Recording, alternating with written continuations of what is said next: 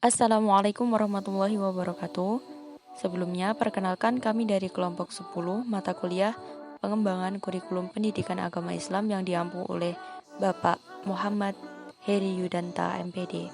Hari ini kita akan membahas tentang praktik pengembangan kurikulum pendidikan agama Islam di Indonesia. Yang pertama yaitu kurikulum tahun 1968. Pengertian dari kurikulum 1968 adalah pembaharuan dari kurikulum 1964, yaitu dilakukannya perubahan struktur kurikulum pendidikan dari Pancawardana menjadi pembinaan jiwa Pancasila, pengetahuan dasar, dan kecakapan khusus. Kurikulum 1968 merupakan perwujudan dari perubahan orientasi pada pelaksanaan UUD 1945 secara murni dan konsekuen. Yang kedua yaitu latar belakang kurikulum tahun 1968. Kurikulum ini bersifat politis, mengganti rencana pendidikan 1964 yang diciptakan sebagai produk Orde Lama. Tujuan pendidikan pada kurikulum 1964 yaitu bertujuan menciptakan masyarakat sosialis Indonesia dihapus. Pendidikan pada masa ini lebih ditekankan untuk membentuk manusia Pancasila sejati. Yang selanjutnya yaitu kurikulum tahun 1975. Pengertian dari kurikulum tahun 1975 yaitu perwujudan dari perubahan sosial pada pelaksanaan UUD 1945 secara murni dan konsekuen, bertujuan bahwa pendidikan ditekankan pada upaya membentuk manusia Pancasila sejati, kuat, sehat jasmani, mempertinggi kecerdasan dan keterampilan jasmani, moral, budi pekerti, dan keyakinan beragama. Yang selanjutnya yaitu kurikulum tahun 1975. Pengertian dari kurikulum tahun 1975 yaitu perwujudan dari perubahan sosial pada pelaksanaan UUD 1945 secara murni dan konsekuen, bertujuan bahwa pendidikan ditekankan pada upaya membentuk manusia Pancasila sejati, kuat, sehat jasmani, mempertinggi kecerdasan dan keterampilan jasmani, moral, budi pekerti, dan keyakinan beragama. Yang terakhir yaitu tujuan pengembangan kurikulum tahun 1975. Kurikulum 1975 mempunyai 4 macam tujuan, yaitu yang pertama tujuan umum, yaitu tujuan pendidikan nasional. Yang kedua yaitu tujuan institusional, yaitu tujuan untuk setiap lembaga tingkatan pendidikan seperti tujuan SD, SMP, dan SMA. Yang ketiga yaitu tujuan kurikuler, yaitu tujuan untuk setiap bidang studi. Yang terakhir yaitu tujuan instruksional, yaitu tujuan setiap pokok bahasan. Kurikulum 1984 merupakan hasil penyempurnaan dari kurikulum 1975.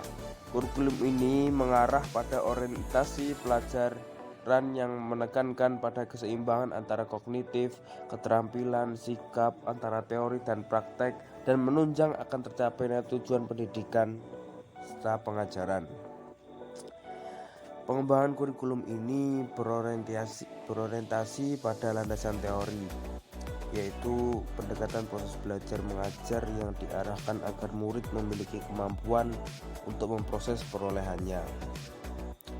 Kurikulum 1984 mengacu kepada 3 aspek perkembangan murid, yaitu ranah kognitif yang berisi kemampuan berpikir, ranah afektif yang mengungkapkan pengembangan sikap, dan ranah psikomotorik yang berisi kemampuan bertindak. Ciri-ciri kurikulum ini, yang pertama berorientasi pada tujuan instruksional. Yang kedua, pendekatan pembelajaran adalah berpusat pada anak didik. Pendekatan cara belajar siswa aktif atau CPSA. Pelaksanaan pendidikan sejarah perjuangan bangsa PSBB. Yang keempat, materi pelajaran menggunakan pendekatan spiral, semakin tinggi tingkat kelas semakin banyak materi pelajaran yang dibebankan pada peserta didik. Dan yang terakhir, menanamkan pengertian terlebih dahulu sebelum diberikan latihan. Konsep-konsep yang dipelajari siswa harus didasarkan kepada pengertian, baru kemudian diberikan latihan setelah mengerti untuk menunjang pengertian alat peraga sebagai media yang digunakan untuk membantu siswa memahami konsep yang dipelajarinya. Tujuan dari pengembangan kurikulum 1984 yaitu didasari oleh pandangan bahwa pemberian pengalaman belajar kepada siswa dalam waktu belajar yang sangat terbatas di sekolah harus benar-benar fungsional dan efektif. Oleh karena itu, sebelum memilih atau menentukan bahan ajar, yang pertama harus dirumuskan adalah tujuan apa yang harus dicapai siswa. Selanjutnya yakni kurikulum tahun 1994. Kurikulum pada tahun ini cenderung merujuk kepada keikutsertaan peserta didik dan dalam aktif berbuat di dalam proses pendidikan dan pengajaran. Peserta didik di sini diberikan kesempatan penuh dalam mengembangkan potensi dan keahlian yang dimilikinya. Potensi yang dimaksud sesuai dengan materi pelajaran yang dipilih dan sesuai dengan jurusannya.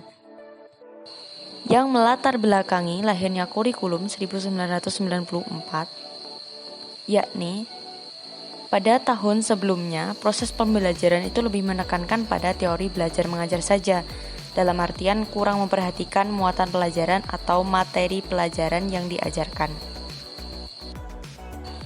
Berikut beberapa ciri-ciri kurikulum 1994. Yang pertama yakni pembagian tahapan belajar di sekolah dengan sistem catur bulan, kemudian pembelajaran sekolah yang menekankan pada materi pelajaran yang padat.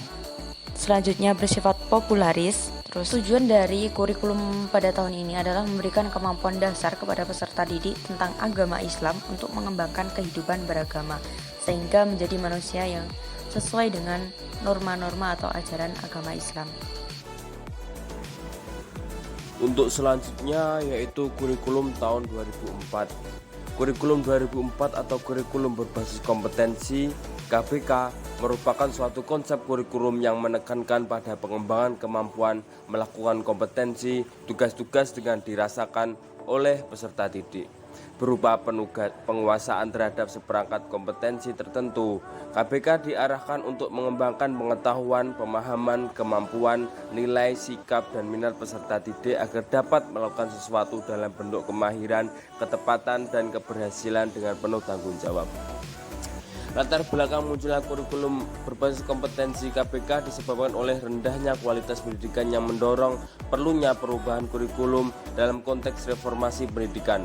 Oleh karena itu, kemunculan kurikulum berbasis kompetensi merupakan upaya untuk meningkatkan kualitas pendidikan. Karakteristik KBK dalam pembelajarannya lebih menekankan pada kegiatan individual personal untuk menguasai kompetensi yang dipersyaratkan. Peserta didik dapat dinilai kompetensinya kapan saja apabila mereka telah siap dan dalam pembelajaran peserta masing-masing.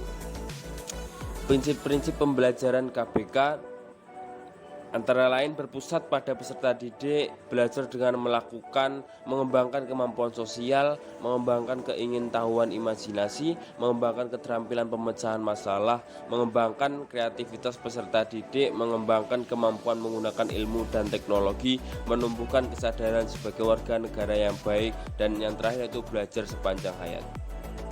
Tujuan kurikulum 2004 bahwa proses pendidikan agama Islam di sekolah yang dilalui dan dialami peserta didik mulai dari tahap kognitif, yaitu pengetahuan dan pemahaman peserta didik terhadap ajaran dan nilai yang terkandung dalam ajaran Islam, untuk selanjutnya menuju ke tahap afektif, yakni terjadinya internalisasi ajaran dan nilai agama ke dalam diri peserta didik melalui meyakini dan menghayatinya. Setelah tahapan afeksi, peserta didik diharapkan ajaran dan nilai Islam dapat tumbuh dan peserta didik dapat mempraktekannya untuk mengamalkan dan menaati ajaran Islam atau aspek psikomotorik yang telah diinternalisasikan dalam dirinya. Dengan demikian akan terbentuk manusia muslim yang beriman, bertakwa, dan berakhlak mulia. Selanjutnya yaitu kurikulum tahun 2006.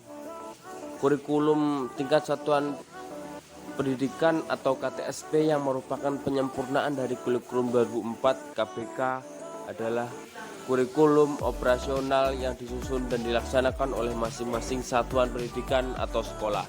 KTSP lahir dari semangat otonomi daerah di mana unsur pendidikan tidak semuanya menjadi tanggung jawab pemerintah pusat, akan tetapi sebagian menjadi tanggung jawab pemerintah daerah. Oleh sebab itu, dilihat dari pola atau model pengembangan KTSP merupakan salah satu model kurikulum yang bersifat desentralistik.